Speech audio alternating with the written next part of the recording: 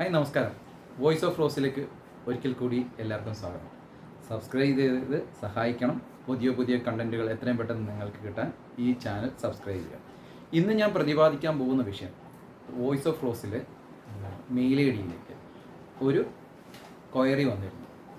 അതിനെ ബേസ് ചെയ്തിട്ടാണ് ഇന്ന് ഞാൻ ഈ വീഡിയോയിൽ പ്രതിപാദിക്കുന്ന വിഷയം നമ്മുടെ കേരളത്തിൽ എന്നാണ് ആ മെയിലിനകത്ത് പറഞ്ഞിട്ടുള്ളത്. അതുമാത്രമല്ല, ഇന്ത്യയിൽ എവിടെയായാലും മോട്ടോർ വാഹനങ്ങൾ എത്ര വർഷത്തിന് ശേഷമാണ് റീടെസ്റ്റ് അല്ലെ ഫിറ്റ്നസ് എടുക്കേണ്ടത് എന്നുള്ളതാണ്. മോട്ടോർ വാഹനം എന്ന് മാത്രമേ ഉള്ളൂ. അപ്പോൾ രണ്ട് തരം ഉണ്ട് നമുക്ക്. അപ്പം സ്വകാര്യ വാഹനമുണ്ട്, കൊമേഴ്ഷ്യൽ വെഹിക്കിൾസും ഉണ്ട്. അപ്പം ഇത് എങ്ങനെ എടുക്കണം എന്നുള്ളത് ഞാൻ പറഞ്ഞുതരാം. ഏത് സ്വകാര്യ വാഹനം ആയാലും 15 വർഷം കഴിഞ്ഞാൽ ഫിറ്റ്നസ് ടെസ്റ്റ് എടുക്കണം. 15 വർഷം.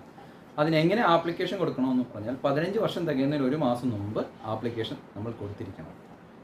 ഒരു 15 വർഷം കഴിഞ്ഞ് വേണമെങ്കിൽ ആപ്ലിക്കേഷൻ കൊടുക്കാം. അതിന് നമ്മൾ കാരണം കാണിക്കുന്ന ഒരു അഫിഡവിറ്റും കൂടെ അതിൻ്റെ കൂടെ വെക്കേണ്ടി വരും എന്നുള്ളതാണ് അറിയാൻ സാധിച്ചത്. നിർബന്ധമില്ല, ചില RTOകളിൽ മാത്രം. അപേക്ഷ 15 വർഷം കഴിഞ്ഞാൽ അത് പുതുക്കുന്നത് 5 വർഷത്തേക്കാണ്. ആ 5 വർഷം കഴിഞ്ഞാൽ പിന്നീട് ഓരോ 5 വർഷത്തേക്കുമാണ് ആ ടെസ്റ്റ് നടക്കുക. Fitness test, RC fitness test സർട്ടിഫിക്കറ്റിന് വേണ്ടി നടക്കുക. അതിന് എന്തൊക്കെയാണെന്ന് പറഞ്ഞാൽ, RC ഫിറ്റ്നസ് ടെസ്റ്റ് ചെയ്യുന്നത് RTO ആണ്. RCന് വേണ്ടിയിട്ട് നമ്മൾ ഫീസ് അടയ്ക്കണം. റോഡ് ടെസ്റ്റിൻ്റെ ടെസ്റ്റിംഗ് ഫീസുണ്ട്. കൂടാതെ നമ്മൾ ഗ്രീൻ ടാക്സും അടച്ചു വേണം ആപ്ലിക്കേഷൻ RTOയിൽ സബ്മിറ്റ് ചെയ്യാൻ. ഇതിന് വേണ്ടുന്ന ഡോക്യുമെൻറ്റ്സ് എന്തൊക്കെയാണെന്നുള്ളത് ഞാൻ ഇതിൻ്റെ വീഡിയോയുടെ ലാസ്റ്റ് നമുക്ക് ഇതിന് സബ്മിറ്റ് ചെയ്യേണ്ട ഡോക്യുമെൻറ്റ്സിൻ്റെ ഡീറ്റെയിൽസ് ഞാൻ ഇടാം. ഇതിന് വരുന്ന എമൗണ്ടുകൾ അത് നിങ്ങൾ മോട്ടോർ വെഹിക്കിൾ ഡിപ്പാർട്ട്മെൻറ്റിൻ്റെ സൈറ്റിൽ പോയാൽ വിശദമായി ഉണ്ടാവും. പലയിടത്തും വില ചെറിയ ചെറിയ വേരിയേഷൻസ് ഉണ്ടാവാം. എന്നാലും ഏകദേശം എമൗണ്ട് നിങ്ങൾക്ക് അവിടെ നിന്ന് കിട്ടുന്നതായിരിക്കും. ഇനി പബ്ലിക് ട്രാൻസ്പോർട്ട് വെഹിക്കിൾസ് ആണെങ്കിൽ ഓരോ വർഷവും ആണ് ഇത് പുതുക്കേണ്ടത്. അത് വരുന്നത് ടാക്സി, ആട്ടോ, ഗുഡ്സ് വെഹിക്കിൾ, ബസ് മുതലായവയാണ്.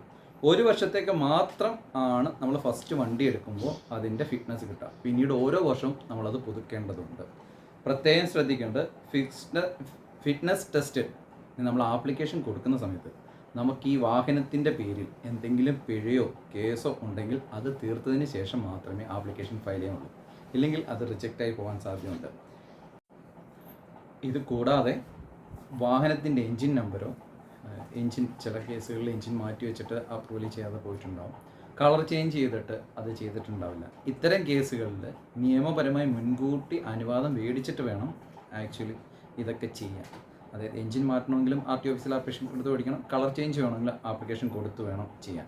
ഇത്തരത്തിലുള്ള കാര്യങ്ങൾ ശ്രദ്ധിക്കണം. ഇനി ഇത് കൂടാതെ നമുക്ക് വേണ്ടത് NOC സർട്ടിഫിക്കറ്റ് വേണം, ഇൻഷുറൻസ് വേണം, പൊല്യൂഷൻ ക്ലിയറായിട്ട് വേണം, പൊല്യൂഷൻ സർട്ടിഫിക്കറ്റ് വേണം. ഈ പരിസ്ഥിതിക്ക് ദോഷമല്ല എന്നുള്ളതാണ് പൊല്യൂഷൻ കൊണ്ട് ഉദ്ദേശിക്കുന്നത്. ഇത്തരത്തിലുള്ള സർട്ടിഫിക്കറ്റ് എല്ലാം കൂടെ വെച്ചിട്ട് നമുക്ക് ആപ്ലിക്കേഷൻ കൊടുക്കാവുന്നതാണ്. ആപ്ലിക്കേഷൻ പരിവാഹനിൽ കൊടുക്കാം, മോട്ടോർ വെഹിക്കിൾ ഡിപ്പാർട്ട്മെൻറ്റിൻ്റെ സൈറ്റിൽ കയറി കൊടുക്കാം.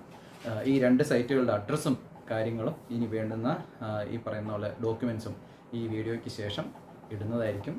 അപ്പോൾ മറക്കരുത്, സ്വകാര്യ വാഹനങ്ങൾ, കാറ്, ഓട്ടോറിക്ഷ, ബൈക്ക്, സ്കൂട്ടർ മുതലായവ 15 വർഷത്തിലാണ്.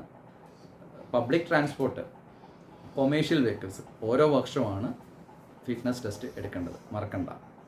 Thank you. നന്ദി, നമസ്കാരം.